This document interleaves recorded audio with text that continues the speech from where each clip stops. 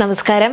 സാധാരണ നമ്മുടെ ഈ ഒരു കർക്കിടക മാസത്തിൽ നമ്മൾ ശ്രദ്ധിക്കേണ്ടത് പ്രധാനമായിട്ടും ഭക്ഷണ കാര്യത്തിലാണെന്നുള്ളത് എടുത്തു പറയേണ്ട ആവശ്യമില്ലല്ലോ അല്ലേ. അതിൽ തന്നെ നമുക്ക് കർക്കിടക കഞ്ഞിക്ക് വളരെ പ്രാധാന്യം അർഹിക്കുന്ന ഒരു കാലം കൂടിയാണ് കർക്കിടകം അല്ലെങ്കിൽ മഴക്കാലം എന്നുള്ളത്. അതിൽ കർക്കിടക കഞ്ഞി എങ്ങനെ തയ്യാറാക്കണം എന്നുള്ളത് മുൻപ് നമ്മൾ 1-2 വീഡിയോസ് ചെയ്തിട്ടുള്ളതാണ്. ലിങ്ക് ഡിസ്ക്രിപ്ഷൻ ബോക്സിലുണ്ട്. തീർച്ചയായിട്ടും ഒന്ന് മറക്കാതെ ഒന്ന് കണ്ടു നോക്കുക കേട്ടോ. എന്തായാലും നിങ്ങൾക്ക് ഉപകാരപ്പെടും. എല്ലാവരും കഴിക്കുന്നവരായിരിക്കും. അപ്പം അറിയാത്തവരുടെ അറിവിലേക്ക് വേണ്ടി ഈ വീഡിയോ ഒന്ന് ഷെയർ ചെയ്യാനും കൂടെ മറക്കരുതേ. അതുപോലെ തന്നെ ഇതിൽ മറ്റ് ചില സൂപ്പുകൾ കൂടെ നമ്മുടെ ശരീരത്തിൽ എങ്ങനെ ആക്ട് ചെയ്യുന്നു, അല്ലെങ്കിൽ അതുകൊണ്ടുള്ള ഗുണങ്ങൾ എന്തൊക്കെയെന്നുള്ളതും കൂടെ പറയുന്നുണ്ട്. അപ്പോൾ നിങ്ങൾക്ക് വളരെ ഇൻഫോർമേറ്റീവ് ആയിട്ടുള്ള വീഡിയോ ആയിരിക്കും. അപ്പോൾ മാക്സിമം ഷെയർ ചെയ്ത് കൊടുക്കുക. ഞാൻ ഡോക്ടർ സജിത ദേജൻ.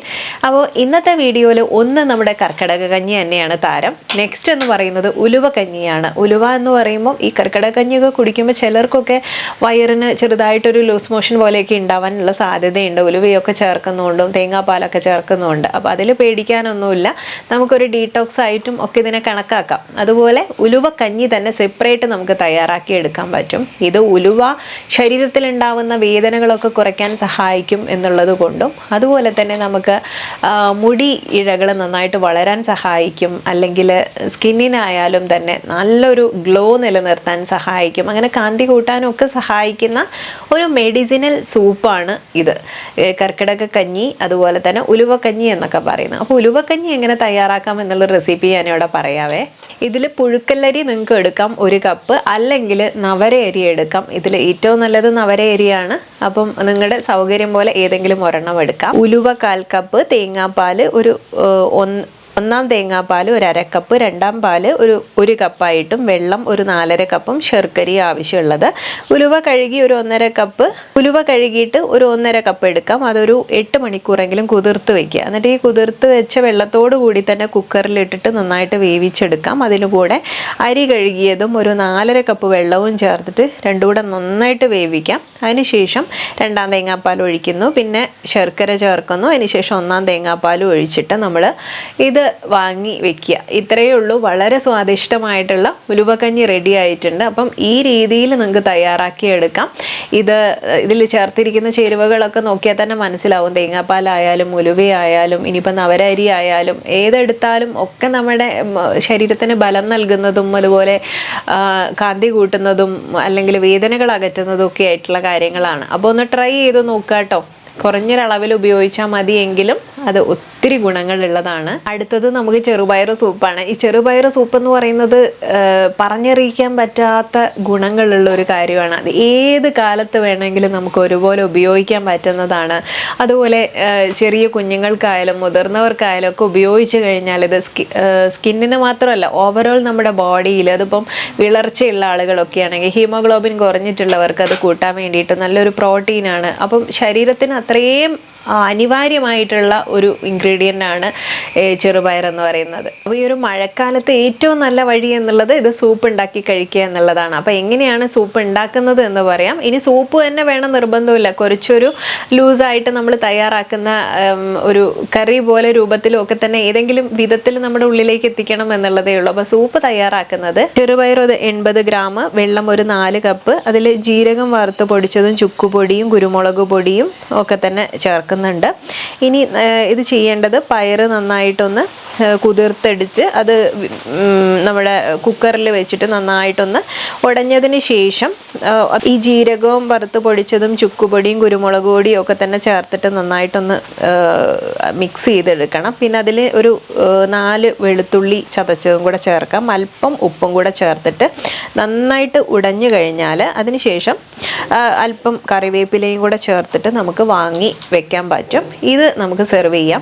അപ്പോൾ ഈ രീതിയിൽ തയ്യാറാക്കി എടുക്കാം. ഇനി ഇത് തന്നെ വേണമെന്നില്ല. ഞാൻ ഈ ജീരകപ്പൊടിയും ചുക്കുപൊടിയും ഒക്കെ നമുക്ക് എപ്പോഴും ആ ഒരു ഗ്യാസ്ട്രിക് പ്രോബ്ലം ഒന്നും ഉണ്ടാക്കാതിരിക്കാൻ സഹായിക്കുന്ന ഇൻഗ്രീഡിയൻസ് ആയതുകൊണ്ടാണ് ഈ ഒരു റെസിപ്പി പറഞ്ഞത്. ഇങ്ങനെ തന്നെ വേണമെന്ന് നിർബന്ധമില്ല. നിങ്ങളുടെ തയ്യാറാക്കുന്ന രീതിയിൽ നിങ്ങൾക്ക് തയ്യാറാക്കി എടുക്കാം. അപ്പോൾ ചെറുപയർ എന്ന് പറയുന്നത് അത്രയും ഗുണകരമായിട്ടുള്ള ഒന്നാണ്. അതിനെ ഒഴിവാക്കരുത് എന്നുള്ളത് ഒരു ഓർമ്മിപ്പിക്കൽ കൂടിയാണ് ഇന്നത്തെ വീഡിയോയിൽ. ഇനി അതുപോലെ നോൺ വെജ് പ്രേമികളാണെങ്കിൽ അവർക്കും ഓപ്ഷൻസ് ഉണ്ട് കേട്ടോ. ദഹിക്കാൻ ബുദ്ധിമുട്ടുള്ള കാലമാണ് നല്ലതാണെന്ന് പ്രത്യേകം പറഞ്ഞു. അപ്പം നമ്മൾ എന്താണ് ചെയ്യേണ്ടത്, ഇത് ഫ്ലഷ് ആയിട്ട് വാങ്ങി കുക്ക് ചെയ്യുന്നതിനേക്കാളും നല്ലത് കുറച്ച് എല്ല് കൂടുതലുള്ള ഭാഗം മട്ടൻ്റെയൊക്കെ തന്നെ വാങ്ങിയിട്ട് മട്ടൻ സൂപ്പ് കുടിക്കുന്നത് നല്ലതായിരിക്കും. ചിലർക്കൊക്കെ തന്നെ അത് കുറച്ച് ഹെവി ആയതുകൊണ്ട് ചില ഡൈജഷൻ ഒന്നും അത് ഓക്കെ ആവണമെന്നില്ല. അപ്പം അങ്ങനെയുള്ളവർ ഞാൻ നേരത്തെ പറഞ്ഞ രീതിയിലുള്ള കാര്യങ്ങൾ ഫോളോ ചെയ്യാം. ഇനി മട്ടൻ സൂപ്പ് താല്പര്യമുള്ളവർ കുടിക്കുന്നവരാണെങ്കിൽ ചെയ്യേണ്ടത് ഇങ്ങനെയാണ്. നല്ല എല്ലുള്ള കഷ്ണങ്ങൾ മട്ടൻ്റെ എടുക്കാം. അതുപോലെ അല്പം മഞ്ഞൾപ്പൊടി, ചെറിയുള്ളി, ഒരു 10-25 ഓളം ചെറിയുള്ളി എടുക്കാം കേട്ടോ. കുറച്ചധികം എടുക്കാം, ചെറിയുള്ളി എപ്പോഴും നല്ലതാണ്. ചെറിയൊരു പീസ് ഇഞ്ചി, കുറച്ച് വെളുത്തുള്ളി, കുറച്ച് ഉപ്പ്, കുറച്ച് ക്രഷ് ചെയ്തിട്ടുള്ള പെപ്പർ, അതുപോലെ ഒരു ഏലക്കായ, ഒരു 2 ഗ്രാമ്പു, കറുവപ്പട്ട ചെറിയ പീസ്, ബേ ലീഫ്, വലിയ ജീരകം, അതുപോലെ കുറച്ച് ചെറിയ ജീരകം ചേർക്കാം. പിന്നെ മുഴുവനായിട്ടുള്ള മല്ലി ഒരു 2 ടീസ്പൂൺ ചേർക്കാം. ഇതെല്ലാം കൂടെ ചേർത്തിട്ട് നന്നായിട്ടൊന്ന് വേവിച്ചെടുക്കണം. അത്യാവശ്യം അധികം വെള്ളത്തിൽ തന്നെ വേവിച്ചെടുത്തിട്ട് അത് നമുക്ക് നെയ്യിൽ ചെറിയ ഉള്ളി ഒന്ന് മൂപ്പിച്ചെടുത്തിട്ട് ഒഴിച്ചു കഴിഞ്ഞാൽ വളരെ സ്വാദിഷ്ടമായിട്ടുള്ളതും അതുപോലെ ദഹനത്തിന് ബുദ്ധിമുട്ടിക്കാത്ത രീതിയിലുള്ള ഒരു സൂപ്പിൻ്റെ ചേരുവയാണ് ഇത്. അപ്പോൾ നിങ്ങൾ ട്രൈ ചെയ്ത് നോക്കുക. ഇനി മുൻപത്ത് ഇത് തന്നെ സൂപ്പ് പല രീതിയിൽ ഉണ്ടാക്കുന്നവരുണ്ടാവും. ഏത് രീതിയിലായാലും നിങ്ങളുടെ ഹെൽത്തിന് ഓക്കെ എന്നുള്ള രീതിയിൽ നിങ്ങൾക്ക് തയ്യാറാക്കിയിട്ട് ഉപയോഗിക്കാം. അപ്പം അങ്ങനെ ഒരു സൂപ്പ്, അങ്ങനെ നമ്മൾ 2-3 സൂപ്പ് ഇവിടെ പറഞ്ഞിട്ടുണ്ട്. അതിനുശേഷം നിങ്ങൾക്ക് ഈസി ആയിട്ട് ചെയ്യാൻ പറ്റുന്ന എല്ലാവർക്കും പരിചയമുള്ള ക്യാരറ്റ് സൂപ്പും അതുപോലെ തന്നെ ടൊമാറ്റോ സൂപ്പ്, ബ്രൊക്കോളി സൂപ്പ്, ഇങ്ങനെയുള്ള പച്ചക്കറികൾ വെച്ചിട്ടും, അല്ലെങ്കിൽ നമ്മുടെ വീഡിയോയിൽ തന്നെ പറഞ്ഞിട്ടില്ലേ കുറച്ചധികം ചെറിയുള്ളിയും അതുപോലെ മുരിങ്ങക്കായൊക്കെ ചേർത്തിട്ട് നമ്മൾ തയ്യാറാക്കുന്ന, ഇതൊക്കെ പ്രതിരോധശേഷി വർദ്ധിപ്പിക്കാൻ സഹായിക്കുന്ന സൂപ്പുകളാണ്. അപ്പോൾ അതൊക്കെ നിങ്ങൾക്ക് തയ്യാറാക്കിയെടുക്കാം. നമ്മുടെ ശാരീരിക സ്വാസ്ഥ്യങ്ങൾക്കായാലും അല്ലെങ്കിൽ സ്കിന്നിലെ ഇമ്പ്രൂവ്മെൻറ്റിന് വേണ്ടിയിട്ടും ഒക്കെ തന്നെ നമ്മൾ ഉപയോഗിക്കുന്ന ഒരു ഇൻഗ്രീഡിയൻ്റ് ആണല്ലേ കാരോട്ടീൻ അടങ്ങിയിട്ടുള്ള ക്യാരറ്റ്. അപ്പോൾ ഈ ക്യാരറ്റ് തന്നെ ഉപയോഗിച്ചിട്ട് വളരെ ചെറിയ കുഞ്ഞുങ്ങൾ മുതൽ മുതിർന്നവർക്ക് ഉപയോഗിക്കാൻ പറ്റുന്നതാണ് ക്യാരറ്റ് സൂപ്പ് എന്നുള്ളത്. അപ്പോൾ ഇത്തരം പച്ചക്കറികളൊക്കെ ഉപയോഗിച്ചിട്ട് നിങ്ങൾക്ക് സൂപ്പ് ഉണ്ടാക്കി എടുക്കാം കേട്ടോ. അതുപോലെ നമ്മുടെ വീഡിയോയിൽ പറഞ്ഞിട്ടില്ലേ ചുരയ്ക്ക് ഉപയോഗിച്ചിട്ടും ഡ്രം സ്റ്റിക്ക് അല്ലെങ്കിൽ മുരിങ്ങക്കായ ഉപയോഗിച്ചിട്ടൊക്കെ തയ്യാറാക്കുന്ന സൂപ്പ്. അപ്പോൾ അതൊക്കെ പ്രതിരോധ ശക്തി വർദ്ധിപ്പിക്കാനൊക്കെ വളരെ ബെസ്റ്റ് ആയിട്ടുള്ളതാണ്. അപ്പം കഴിയുന്നതും ഇതുപോലെയൊക്കെ ഒന്ന് തയ്യാറാക്കി നോക്കുക. ഈസി ആയിട്ട് പ്രിപ്പയർ ചെയ്യാൻ പറ്റും. പിന്നെ ഈ മഴക്കാലത്ത് ഒരു ചേഞ്ചൊക്കെ ആവാമല്ലോ. അപ്പം നിങ്ങൾ തയ്യാറാക്കി നോക്കുക. അല്ലെങ്കിൽ നമ്മുടെ ടൊമാറ്റോ സൂപ്പ്, ഇതൊക്കെ തന്നെ കൂടുതൽ ഉള്ളിലേക്ക് എത്തിക്കഴിഞ്ഞാലും ശരീരത്തിലുണ്ടാകുന്ന ഒരുപാട് മാറ്റങ്ങളുണ്ട്. അത് നിങ്ങൾക്കിപ്പം പലരും ചോദിക്കാറില്ലേ നമ്മൾ സ്കിൻ കെയറിൽ എന്തൊക്കെ ഫുഡ് ഫോളോ ചെയ്യണം എന്നുള്ളത്. അപ്പോൾ സൂപ്പുകളൊക്കെ ഉൾപ്പെടുത്താൻ പറ്റുന്ന നല്ലൊരു കാലമാണ്. വൈറ്റമിൻസും മിനറൽസും അതുപോലെ നമ്മുടെ കൊളാജൻ്റെ പ്രൊഡക്ഷൻ കൂട്ടാനും ഒക്കെ സഹായിക്കുന്നതാണ് ഇതൊക്കെ. അല്ലെങ്കിൽ ബ്രൊക്കോളിയൊക്കെ അങ്ങനെ കഴിക്കാൻ ഇഷ്ടമില്ലാത്തവർക്ക് സൂപ്പായിട്ടൊക്കെ ഉപയോഗിക്കാം കേട്ടോ. അപ്പോൾ ഇങ്ങനെയുള്ള പച്ചക്കറികളൊക്കെ സെലക്ട് ചെയ്തിട്ട് ഒന്ന് ട്രൈ ചെയ്ത് നോക്കുക. കാരണം നിങ്ങൾക്ക് ഇഷ്ടപ്പെട്ടു ഓക്കെ ആണെങ്കിൽ കണ്ടിന്യൂ ചെയ്താൽ മതിയല്ലോ. ഒരു തവണയെങ്കിലും നമുക്ക് ഉപയോഗിച്ച് നോക്കുക. ഇനി കുഞ്ഞുങ്ങളെ പറ്റിക്കാനൊക്കെ നമുക്ക് ചിലപ്പോൾ ഇത് സൂപ്പായിട്ടൊക്കെ കൊടുത്താൽ ചിലപ്പോൾ അവർ കുടിക്കാൻ മതിയായിരിക്കും. അപ്പം നിങ്ങൾ ഉപയോഗിച്ച് നോക്കുക. എന്നിട്ട് കാര്യങ്ങളൊക്കെ ഒന്ന് കമൻറ്റിൽ പറയും കൂടെ വേണേ. നിങ്ങൾക്ക് ഇഷ്ടപ്പെട്ടോ അല്ലെങ്കിൽ നിങ്ങൾ ചെയ്ത് നോക്കിയിട്ടുള്ള റെമഡീസിനെ കുറിച്ചിട്ടോ ഒക്കെ ഒന്ന് പറയാം കേട്ടോ. അതുപോലെ വീഡിയോ ലൈക്ക് ചെയ്യും, മറ്റുള്ളവർക്ക് ഷെയർ ചെയ്യാനൊന്നും മറക്കില്ലല്ലോ അല്ലേ. നെക്സ്റ്റ് വീഡിയോയിൽ നമുക്ക് നല്ലൊരു വിഷയവുമായി വീണ്ടും കണ്ടുമുട്ടാം. നന്ദി.